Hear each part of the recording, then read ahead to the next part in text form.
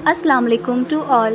اللہ تعالیٰ قرآن مجید میں ارشاد فرماتا ہے کہ جو کچھ تمہارے پاس دنیا میں ہے وہ ایک دن ختم ہو جائے گا، اور جو عمل تم اللہ تعالیٰ کے پاس بھیجو گے وہ ہمیشہ باقی رہے گا۔ قیامت کے دن جب مجرم اپنا نامِ اعمال دیکھیں گے تو کہیں گے، ہائے ہماری بدبختی، یہ کیسی کتاب ہے جس نے نہ ہماری کوئی چھوٹی بات چھوڑی ہے اور نہ کوئی بڑی بات جو اس میں درج نہ ہو۔ آپ کے نیک عمل کا ایک ذرہ بھی ضائع نہیں کیا جائے گا۔ آپ نے کسی کو سلام کیا ہو اور یا راستہ بتایا ہو، کسی کو اچھا مشورہ دیا ہو یا کسی کے لیے ہدایت کی دعا کی ہو، محشر کے دن ایک ایک ذرہ، یہاں تک کہ آپ کے دل کے نیک ارادے بھی آپ کی نیکیوں کے پلے میں موجود ہوں گے۔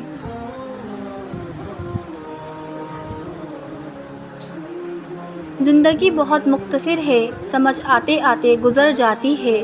دل میں کوئی بات نہ رکھیں، جھگڑے طویل نہ ہونے دیں، معاف کر دیا کریں، کیونکہ معاف کرنا اللہ تعالیٰ کو پسند ہے۔ جو لوگ آپ پر سمندروں سے گہرا، آسمانوں سے اونچا بھروسہ رکھتے ہیں، ان کو سنبھال کر رکھیں۔ صرف ہاتھ ہی نہیں، الفاظ بھی سہارا بنتے ہیں۔ جہاں ہاتھ نہ پکڑ سکیں وہاں لفظوں سے تھام لیا کریں۔ لوگ کہتے ہیں حیا آنکھوں میں ہونی چاہیے، پر میرا خیال ہے کہ حیا کردار میں زیادہ ہونی چاہیے کہ آنکھیں کبھی بھٹک بھی جائیں تو مضبوط کردار آنکھوں پہ قابو پا ہی لیتا ہے۔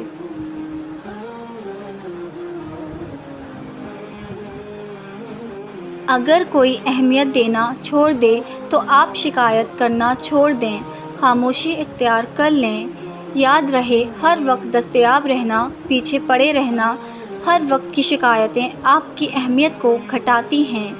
بھیک میں خیرات ملتی ہے، مقام، مرتبہ اور عزت نہیں۔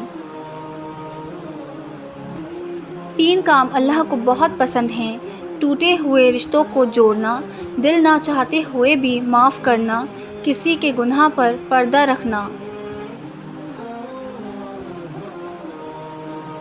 نرمی کے ساتھ گفتگو کرنا، درگزر کرنا اس صدقے سے کہیں بہتر ہے جس کے بعد دل آزاری ہو۔ آپ صلی اللہ علیہ وآلہ وسلم نے فرمایا، بے حیا جس چیز میں ہو اس کو عیب دار بنا دے گی، اور حیا جس بھی چیز میں ہو اس کو خوبصورت بنا دے گی۔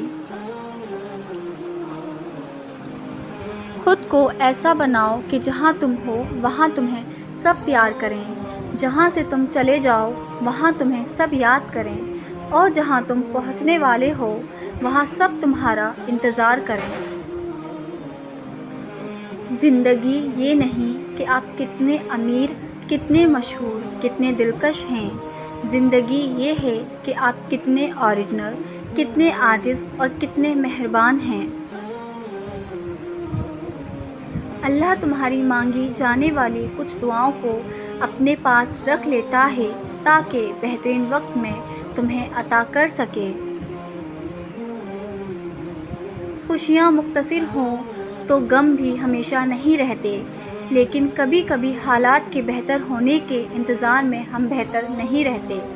اگر تمہیں کوئی صرف اپنی ضرورت کے وقت یاد کرتا ہے تو پریشان مت ہو، بلکہ فکر کرنا اسے اندھیروں میں روشنی کی ضرورت ہے اور وہ تم ہو۔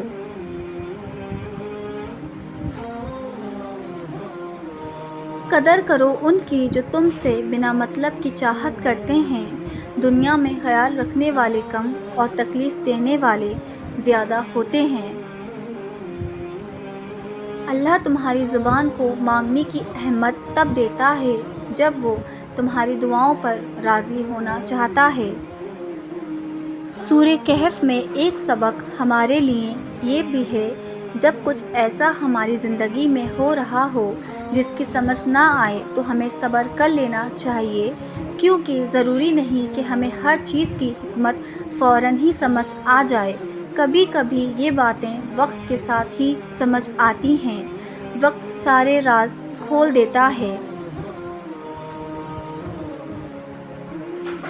بے شک اللہ رب العزت کے ڈر کی وجہ سے تم جس چیز کو چھوڑ دو گے تو اللہ ذوالجلال تمہیں اس سے بہتر عطا فرمائے گا انشاءاللہ۔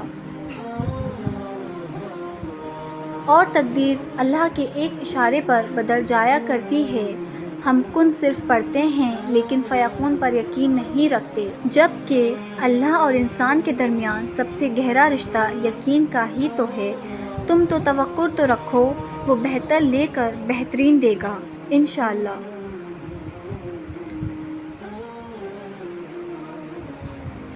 دعاؤں میں اتنی طاقت ہوتی ہے کہ اللہ سے ہر بات منوا لیتی ہیں، پھر مسئلہ نصیب کا ہو یا قصہ ماضی، ادھوری کہانی ہو یا نامکمل کام۔ بہت جلد تمہاری جھولی بھرنے والی ہے، تمہیں سکون دیا جانے والا ہے، بس بہت جلد کن ہونے والا ہے۔ جب وہ تمہاری دعا کو قبولیت کے لیے چن لیتا ہے تب وہ تمہارے دل میں دعا کا خیال بھی ڈال دیتا ہے۔ حضرت علی نے فرمایا، اللہ تمہاری ہتھیلی کو اس وقت تک خالی نہیں ہونے دیتا جب تک وہ اسے کسی اور بہتر چیز سے نہ بھر دے۔ Thanks for watching. If you like my video, so like, share and subscribe. Until next time, Allah Hafiz.